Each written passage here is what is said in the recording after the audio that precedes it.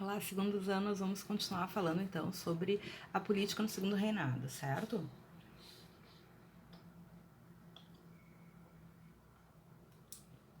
Então, como eu falei para vocês antes, né, os projetos, né, os dos dois grandes partidos nesse contexto, mais tarde, lá na década de 70, vai aparecer uma dissidência, digamos assim, que vai ser o Partido Republicano. Mas por enquanto a gente tem dois partidos, que é o Partido Conservador e o Partido Liberal. Na verdade, eles fizeram farinha do mesmo saco, basicamente, e nada, né, diziam nada mais conservador do que um liberal no poder, né, e vice-versa. Mas enfim, basicamente ambos, né, defendiam a estrutura oligárquica da qual eles provinham, né, imperial, escravista, da sociedade brasileira, né? A diferença deles era alguns pequenos detalhes que eu já falei para vocês, e de um modo geral a gente tem uma alternância que digamos assim, de uma forma bastante diplomática, o Dom Pedro II muitas vezes fazia então essa intervenção. Então no livro de vocês tem uma charge muito conhecida, aliás isso é bem interessante, né? Este período a gente já tem, por exemplo, mais fotos, preto e branco, né? Lógico, mas temos mais fotos, temos bastante charges também, é interessante vocês conhecerem, analisarem, buscarem essas informações.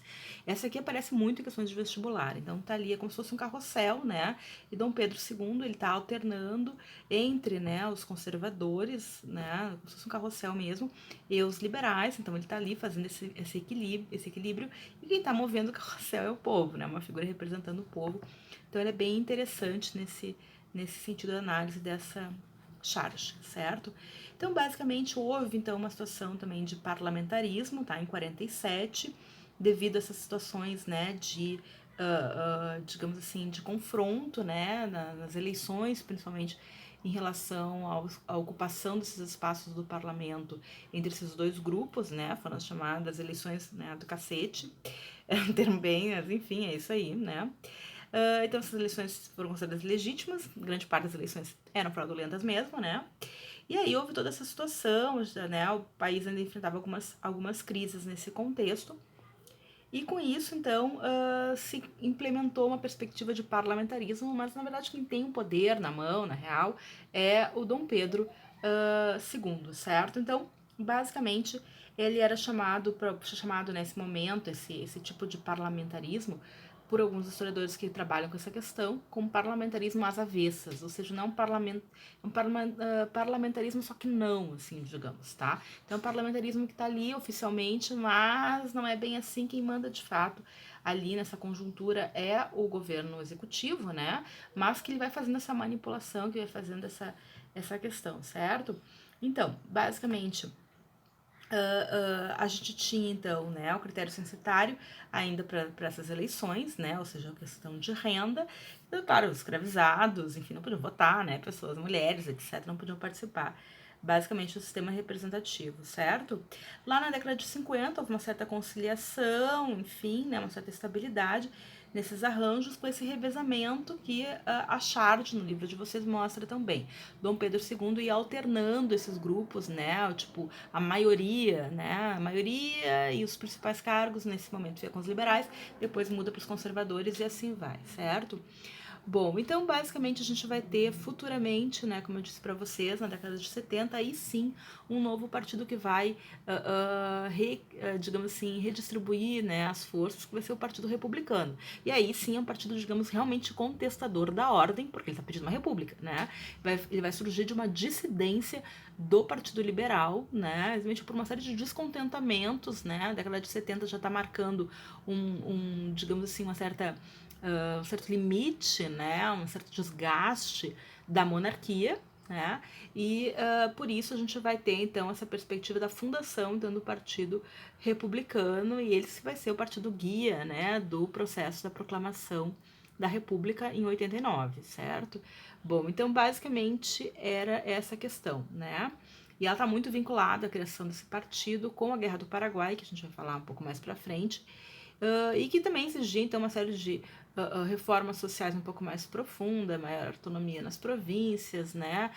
Tinha alguns representantes do Partido Republicano que tinham, né, que colocavam a causa abolicionista, né? Então, uma série de situações.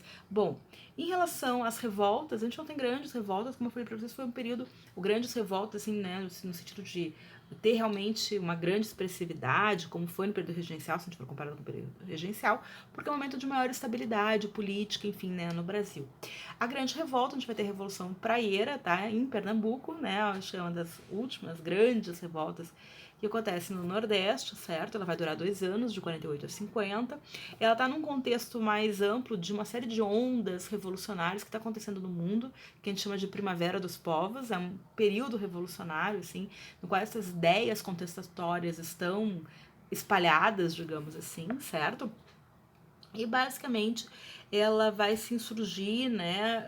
Ela recebe esse nome exatamente porque praieira, não porque ficava na praia, mas porque, né, o jornal que levou o seu, né, que fez essa divulgação dos seus ideais, ele ficava na chamada Rua da Praia, né, no Recife, e basicamente era um manifesto que tinha reivindicações mais no sentido de uma busca por um voto, um sufrágio, né, universal, né, mais liberdade de imprensa, de expressão, nacionalização do comércio. Eu falei para vocês que o comércio, principalmente na região norte e nordeste, estava na mão de portugueses, né? Garantias, então, de trabalho, né? O fim do poder moderador, né? Menos centralização e autoritarismo. Enfim, todas essas questões, assim, né? E o Partido Liberal era um dos seus principais apoiadores, né? Os grupos envolvidos com o Partido Liberal, basicamente, certo?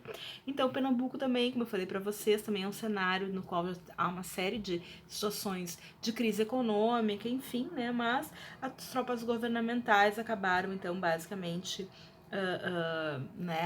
sufocando essa revolta no ano de 50, certo? Essa foi acho que a última das grandes revoltas nesse ciclo de rebeliões, né, da região Nordeste. Bom, então basicamente, né, este é um período, como eu falei para vocês, ainda de uma certa harmonia, no sentido de estabilidade, né, de poder, né, entre os poderes, enfim. E aí nós temos algumas situações externas também que vão estar pesando nesse contexto que a gente vai abordar. Uma delas é a questão Christie, de 63, né, que é uma questão que pode aparecer porque pouco se fala, mas na verdade é muito mais uma situação diplomática, de problemas diplomáticos, digamos assim, mais até por causa do diplomata inglês, que era então Christie, né, se não me engano o nome dele era Douglas Christie, se não me engano, ou William, não, é William. William Dougal Christie era o nome dele. Então era o tipo de embaixador que não tinha menor. Às vezes acontece, né? Embaixadores que não têm perfil para ser embaixadores, chanceleres, essas coisas, né? Tem gente que não tem perfil, né? E o Christie era um que não tinha, mas enfim, como tinha seus contatos, né? Como tinha o seu quem indica, ele era então o embaixador no Brasil, né? E aí, então, a gente vai ter uma situação de tensão. Por quê? Basicamente, a gente já tem algumas questões aí, né, que já estavam meio, digamos assim, espinhosas, né, entre o Brasil e Inglaterra, ali desde a questão das tarifas, do aumento das tarifas, né, isso já também criou uma certa crise diplomática, o Bill Aberdeen, enfim, né, essa intervenção que a Inglaterra teve, né, na situação do Brasil, né, e vai se piorar, vai agravar ainda mais nesse período, porque o que acontece, né? Tipo, vai ter um momento, por exemplo, em que alguns marinheiros ingleses vão causar, né, algumas situações complicadas, eles vão assassinar um brasileiro, vai ter um quebra-quebra num bar, alguma coisa do tipo, e aí, então, né, o embaixador inglês vai protegê-los, vai fazer com que eles sejam basicamente né, vai cobertar eles, né, que eles vão ser julgados por tribunais ingleses, que obviamente vão ser mais favoráveis a eles, obviamente não, mas é mais possível que ele seja mais, né? E isso criou uma série de protestos, enfim, né? Mais tarde houve outro problema, um navio inglês afundou, né, na região do Rio Grande do Sul, suas mercadorias deram na praia, a galera chegou lá e passou-lhe a mão em tudo, né? E aí o Christie queria, né, que houvesse um inglês, então que o governo inglês pudesse fazer as investigações e que o Brasil indenizasse. O governo brasileiro disse que não ia indenizar coisa nenhuma, né? Que tem a ver, tipo assim, bom, caiu os negócios lá, apareceu lá na praia. E, não é. Se o navio afundou, o problema era de vocês, né? Enfim, e aí foi um horror, criou-se um incidente gigante com tudo isso, certo?